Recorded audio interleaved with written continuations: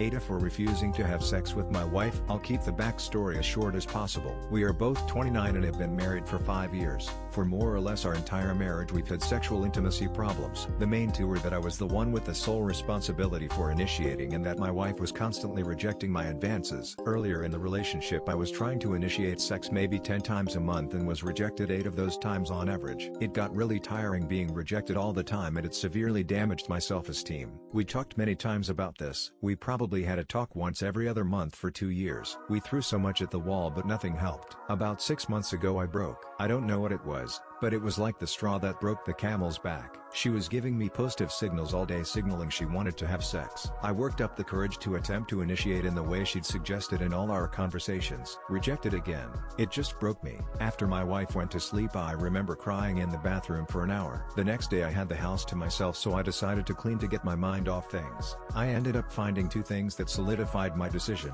A box of condoms that I had in my bedside table, over half the box still there, and they were expired. The other thing was lingerie that I had purchased for my wife over a year prior that I'd never seen her in. I threw both items away and decided in that moment I was done with sex. Things had been up and down over the last 6 months. I ended up getting on antidepressants which helped me a lot with how I was feeling and it also dampened my sex drive quite a bit which I considered A+.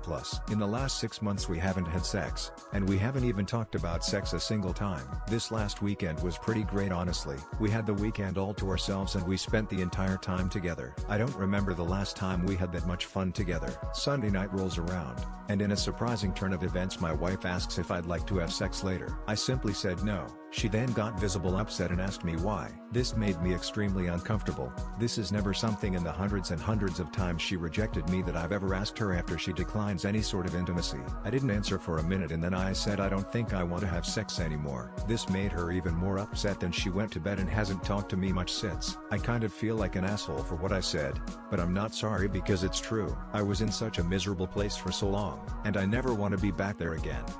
AITAH.